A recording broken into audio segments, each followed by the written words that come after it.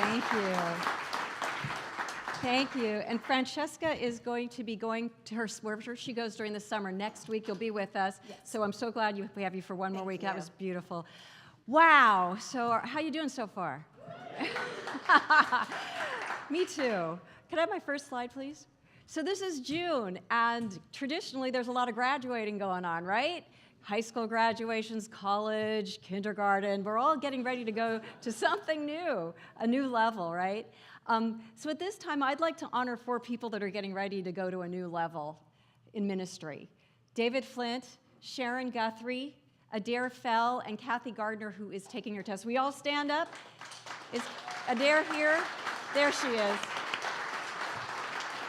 Yeah. They all aced their written exam, which I thought was the hardest part. Next week, they're going to go to Los Angeles, is where their teacher, Dr. James Mellon, is teaching them and graduating them. And they're going to do a talk, a 15-minute talk, and have their panel experiences, and then they'll be ministers. So I would say bravo to all of you. So as I am reflecting on my ministerial passage, which was 3 years ago, 3 years ago, feels like 10, right? 10 minutes ago, I know. So it's made me a bit nostalgic, and I thought, wow, I remember the nervousness about the written exam. I was right there with these poor people. It's the most anxiety-ridden thing you could be going through, and I saw it in their eyes. They were petrified, but they did it. And so I was thinking about my talk that I gave, and so I thought, that was a fun talk to do. And I was looking through my stuff to find my slide, because I only had one slide, and this was my slide of my talk that I gave. It was called Crossing the Threshold, because it was a huge threshold for me, because I had been in this teaching for a bit, at least got about 10 or so years, and I'd really identified myself with being a practitioner, which I absolutely love, and it's still who I am. And a practitioner is somebody, basically, just to make it easy, it's like a spiritual counselor. You know, we meet with people, we listen to what's going on, we put a little spiritual guidance on there, and then we pray you out, right? But now I was going in a whole different territory, as you can see. You know, this is big deal. You know, you're up talking a lot and really leading people. And, you know, as fun and exciting as ministerial training was in times, crossing that threshold left me in a place of really not knowing what I was going to do, where I was going to be, how I was going to serve. And so I took it really seriously. It's like, this is a big deal. And I know that crossing any threshold in life is a big deal, because we're going from a known to an unknown. And some of those threshold crossings are ones that we really want to do, like marriage or graduating ministerial. You know, it's something that we're really yearning to do, but there are other thresholds that we really prefer not to have. Like one of mine was when my mom got really sick and had a stroke, and then my sister and our lives changed because we became her caregivers. That was a threshold that was very challenging for me. I'd like to have my next slide, please. This whole threshold thing has been given a name. It's called liminal space. And this picture depicts what liminal space is. You're on this bridge, but it's really foggy and you don't know where you're going, right? And I know I work with a lot of people who are walking through liminal space, whether they've lost a spouse, whether they're going through a career change, whether they've lost a job, where they've lost their faith. You know, I take people through liminal space. That's what we do as ministers and practitioners. We hold your hand. We're the light in the fog. But it doesn't make it go away. You still got to walk through the space, because it is a part of life, and it is a part of who we are. My next slide is Richard Rohr's quote. Richard Rohr is a wonderful current-day Catholic mystic, and he has fabulous, fabulous information out there about life and how to live it, and the realities that we come into contact with that we need spiritual guidance to walk through, like liminal space. And he says liminal space is where we are betwixt and between, in transition, having left one room or stage of life, but not entered the next. So you're right in that in-between zone where something is no longer here, but you don't know what the next part is. And that's really frustrating for us as people, isn't it? I want to know exactly where I'm going. What's this foggy stuff all about? We do not do well in that space, do we? Do we? No, we don't. And you know what? I'm okay with that. I've become very okay with that. because I've been so present now to what I'm going through when I'm in liminal space that I just allow that uncertainty to be known by me.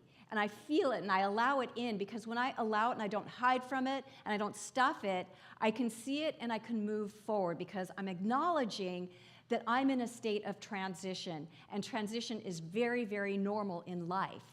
And we can look at it as actually something that has a lot of positive to it, right? You're having an opportunity to find something new in life. No matter what the transition is, something new is coming to the horizon for you. And it's just being able to relax with that and allow it to happen. And my next slide is this. This is a grace time, but often does not feel graced in any way, right? It feels really uncomfortable because we don't know where we are. It's almost like having an identity crisis in our life, because we're used to a certain way, but it's not that anymore. But we don't know what the new way is, and that doesn't feel like grace. And we're not certain. We're not in control. How many people like being in control? Just a few of you. Okay, I see. We do. And you know what? Nothing wrong with that. I am not here to cast shame or say you're not supposed to not want to be in control, because you know what? We do. It feels good. I love to be in control. I like to know what's going on in my life. But I also know that I have to let go when things aren't in control, and know that spirit is right where I am. Very important to remember that. It softens all of that uncertainty, to know that there's a greater intelligence, there's a greater wisdom that is guiding you, all of us. It's guiding us through this liminal space. And my next slide is this. The very vulnerability and openness of liminal space allows room for something genuinely new to happen. As wonderful as it is to have our stability and everything in its right and perfect place, as wonderful as that is, it still is limiting us. And it's still putting us in a box, in a pattern, in something that is fixed. And this liminal space opens the door for something new. I know for myself that there's a time in life where I don't want the new because I'm so comfy cozy in what I know, right? It feels really good. But I know there's a part of me that says, you've got to be open to something new, and you've got to know sometimes new takes time to develop, right? When we plant seeds, the tree isn't already there. There is a process, and liminal space is guiding us through a process of really being in that cocoon state. We're in a cocoon, and things are working together under the surface in the cocoon that we can't see. We're not aware of them, but I will tell you, it's working. We just have to not be so urgent in what we think needs to come forward. And it really gives us a time to get to know ourselves. Because when we're not leaning on what we already know, the certainty, the predictability, when we're not leaning on that so much, it gives us a place to say, wow, who am I? And what am I? And what is it I really want in life? There's a purpose and there's a beauty in liminal space, because it pushes us into being able to see there's more in life that we aren't able to see when we're in our predictable reality. And I know it's hard. I know sometimes that liminal space is painful. I get it. I've been there many, many, many times in my life. But I also know that liminal space is very important in the journey of life, and expanding ourselves and finding things inside of ourselves that we didn't know were there, that are precious, that are meaningful, that are life-giving, that liminal space opens us up to. So there's a reason for it. My next slide is this. So if you're in that space, I want you to remember this, that right where you are, God is. Because liminal space can make us feel like we're alone in the world, like we're separate from everything, because something's been disturbed in our lives. So our minds start to tell us lies and say, you're alone there, you're separate from everything. You know, you're stranded, but you're not. Right where you are, God is. God is. God is right there in the liminal space with you, working with you, guiding you, comforting you, giving you everything that you need to just be centered, to have some faith, have some patience, and trust. Trust it. That infinite intelligence is always working for us. And so when we can trust that and let go of that, then we can have a little more softness, a little more comfort in the liminal space. The second one is, and we must remember this, as must I, you have navigated this space countless times and made it to the other side. I know for me, whenever I get in that liminal space, I forget that. I forget that I've done this before. I've done liminal space before, as we all have. We've all graduated from different things in life that have put us in a whole new reality. We've all had experiences where life looks way different than it ever did. Whether it's from losing a loved one, whether it's from just having a change of fortune. We've all had something that's moved us into a space we did not expect to be in. Even in the joyful changes, becoming a minister, that's joyful. But man, I was right in that liminal space. I didn't know who I was for quite a long time. I didn't know where I fit in. I didn't know, what I've become. I had no idea. And I knew that liminal space is something just to sit in and allow what newness is coming forward, because we need that space because it is informative and it gives us a chance to quiet our minds and to be free and to let something come in, something that wants to get to know us. I love that phrase. There's something inside of us that wants to get to know us, that we need to open the door to. Maybe you've got a skill you've never tapped into because you thought you couldn't do it, right?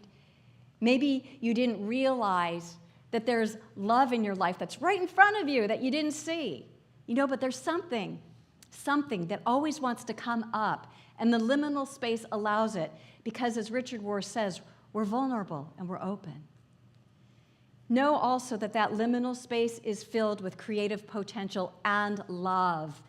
Sometimes in that liminal space we feel fear, really, right? I'm afraid. Where am I? Who am I? What am I doing? But if we can turn our energy and our awareness to know, right where I am, not only is God there, but so is love, so is creative possibilities, and our minds want to know what it looks like, right? It wants to know, well, what is that creative possibility? What does it look like? I need to see it, feel it, touch it. Not in liminal space. You just open to it. All you need to do is know there is creative energy all around you, within you, that is spirit, that is doing its thing to come up and put you in the awareness of what's next. That's what it does.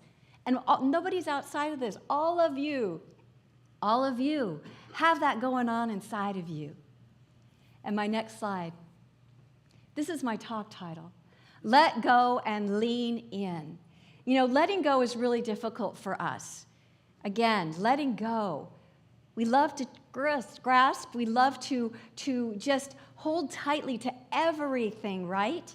But in liminal space, you are so forced to let go. And so as we sang today, and I love that, Elizabeth found this song at the last minute for us to have the singer sing, to lean into it. When you let go, you're not in empty space. You're not alone. You are not alone. I can't say that enough times. You're not alone. You're in the energy of God all the time, or spirit, whatever you want to call it.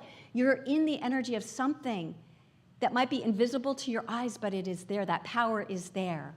And so when we let go into that liminal space and just lean in and let it come through, our journey through that space is so much lighter. And so if you're going through something that's a challenge, where you're in new territory, you don't know your balance, you don't know how to have it figured out, lean into spirit. It will guide you. My next slide is this. This is from Ernest Holmes. He says that spiritual substance is all around us, waiting to be formed. And we teach this here, right? It all begins with your belief. First cause, whatever you want to call it. It all begins with an idea. An idea is invisible, right? You can't touch it. You can't see it, but you know it. You feel it. It's invisible. And when we know this idea that we want to bring into our life, something works to make it happen. Spiritual substance. We call this process the law of mind. That we get this idea, we've got conviction around it, and it drops into a space that brings it into physical form. And that substance, as Ernest says, is just waiting to come into some form. Waiting. That's what it's all about. It's form that is wanting an idea, wanting a strong feeling, a conviction to plop in and come into this physical reality. It's right there. It is not absent. Emma Curtis Hopkins says, there is no absence of spirit. There is no absence of love. Our minds have a tendency to say, if I can't see it or touch it or feel it, it is not there. And I love our teaching because we teach you to go beyond that. We teach you to see beyond the physical form of things and to remember that in your consciousness, in your life, resides this amazing energy of spirit that is formless, that is intelligent, that is love, that is everywhere present, and is waiting for you to have an idea to come into form. So we're in that liminal space. If we remember, I'm in that space, something's changed, but there is a spiritual substance that is right there.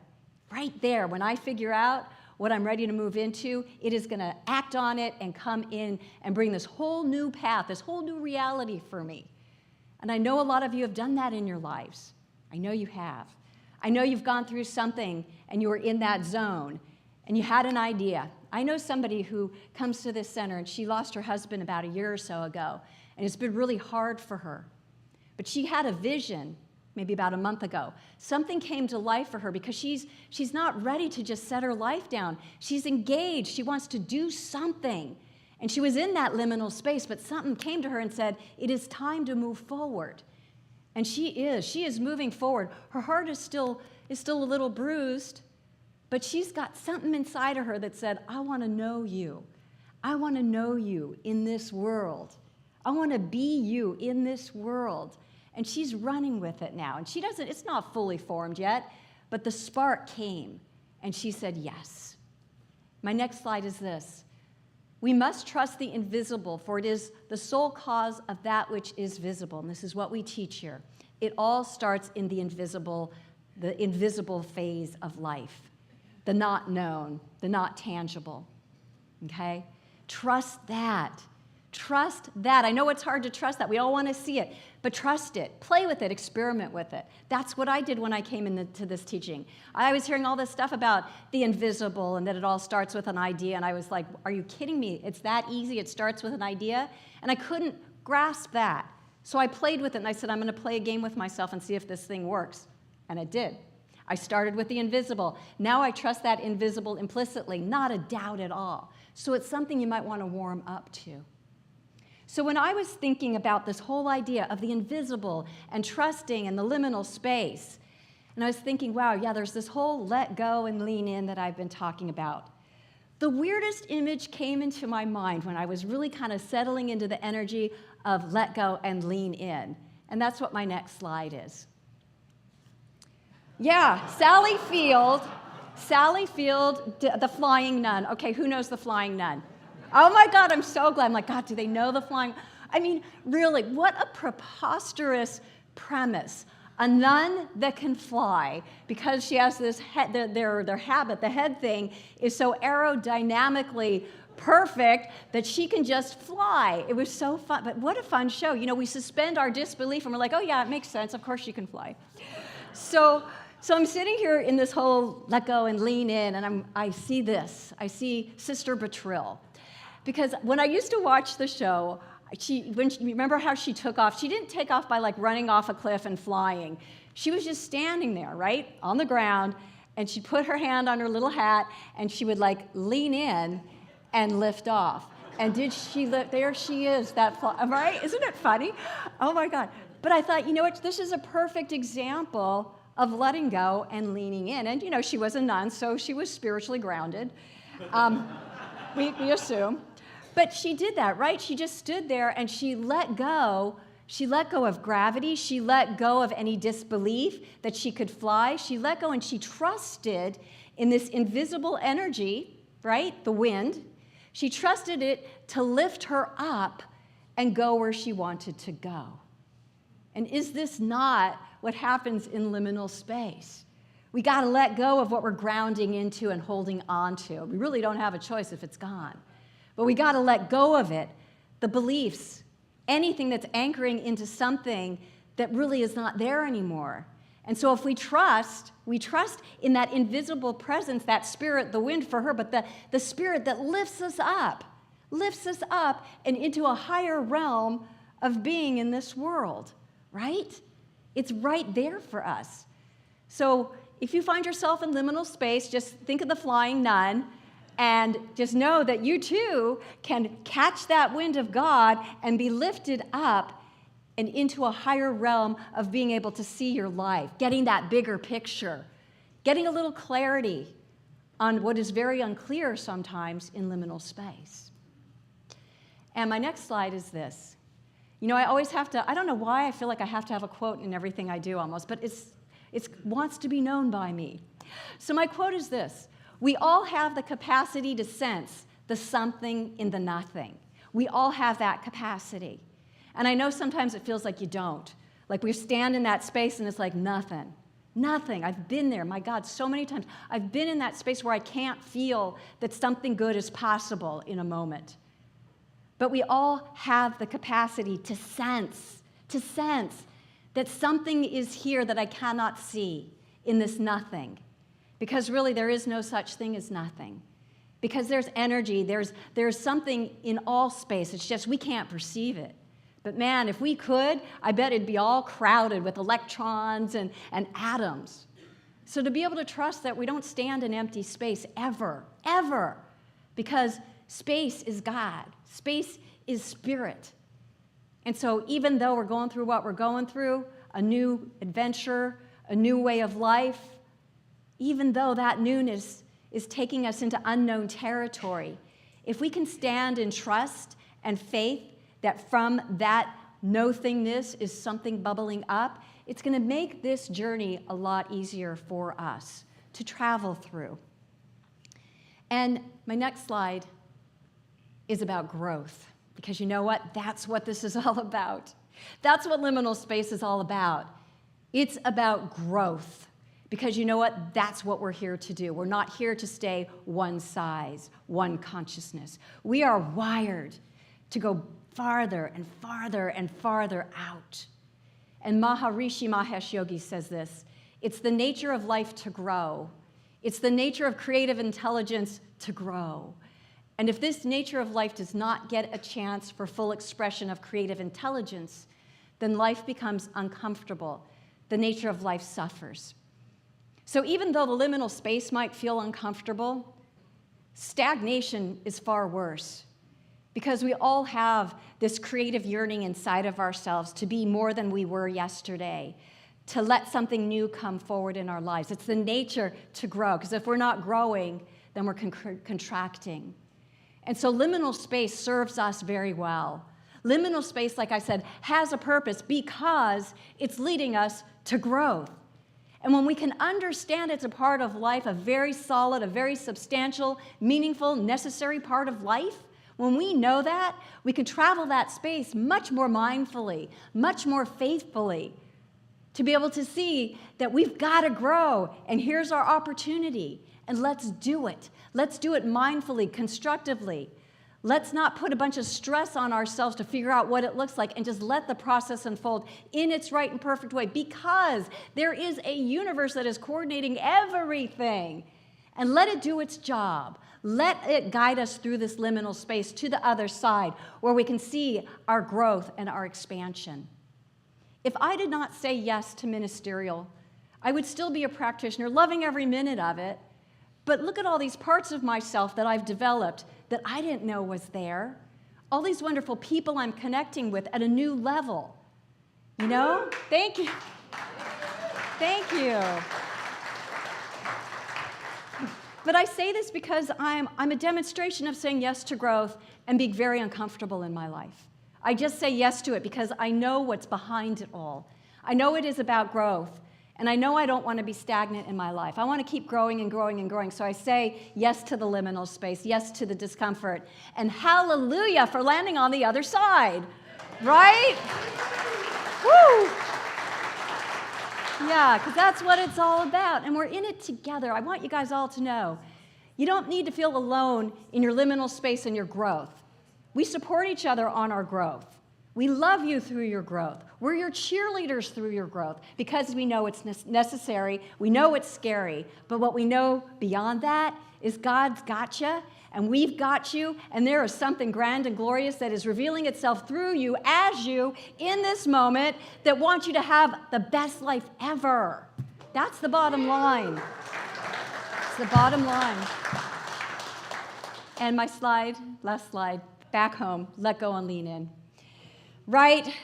I picked this slide because of the joy on this person's face. Because I think we can, I know, we can change our relationship with liminal space. We can change our relationship with it. And I'm not saying if you've got a grief you're going through that's part of your liminal space, I'm not saying stuff it, ignore it, you can get over it in a New York minute. I'm not saying that at all. I am saying you can add joy into that mixture of your journey through liminal space. That you can see, yes, there's something transitioning for me, but I see a light here. I see goodness here. And give that your attention as you're moving through. So as we let go in this time of graduating, this time of moving from one space to the next and not knowing what the next is, during that space, please know that infused in that space is your creative potential, and say yes, relax, and allow it to bring you to the next phase of your life experience. Thank you for listening. Namaste. Thank you. Thank you. Thank you so much.